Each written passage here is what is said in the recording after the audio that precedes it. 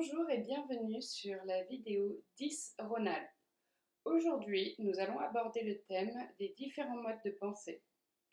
Il existe deux types de pensée, la pensée linéaire, également appelée séquentielle, ou la pensée en arborescence, également appelée pensée analogique. Le mode de pensée linéaire est un mode de pensée où les idées viennent les unes après les autres.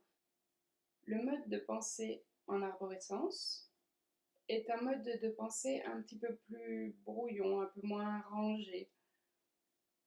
Les idées fusent dans tous les sens et arrivent extrêmement vite. Toutes les idées ont un lien les unes entre les autres, parce que nous parlons autour d'un seul thème. Dans la pensée en arborescence, quand les idées viennent, elles sont toutes à égalité. Plein de mots viennent sur le thème abordé et il n'y a pas de thème qui arrive qui engloberait d'autres sous-thèmes. Toutes les idées arrivent sur un même pied d'égalité, si je puis dire. Alors que sur la pensée linéaire, nous allons réussir plus facilement à dégager les différents grands thèmes et sous-thèmes.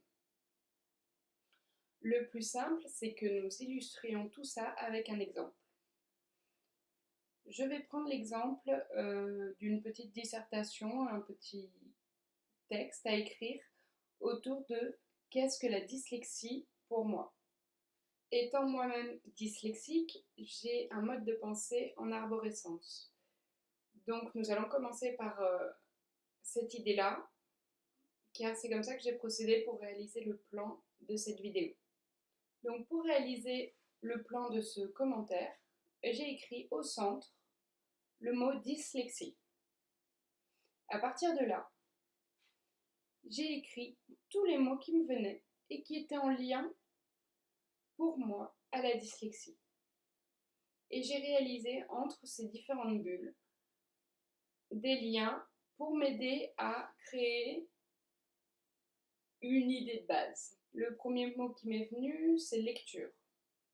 Après, difficulté, orthographe, créativité,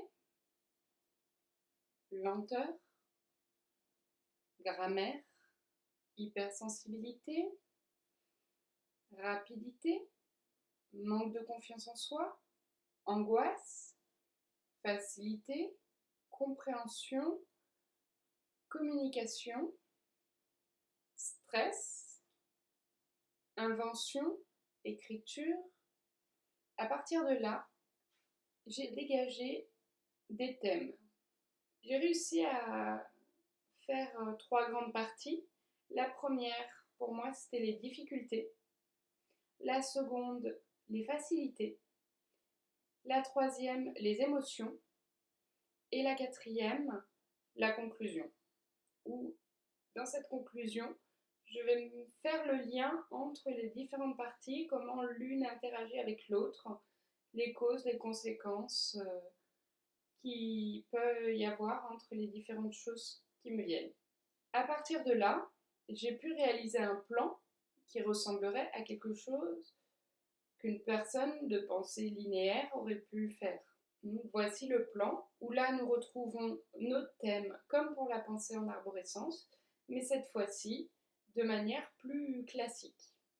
J'espère que cette vidéo vous a plu, n'hésitez pas à la partager si c'est le cas. N'hésitez pas à commenter si vous avez des questions à poser ou une expérience à partager.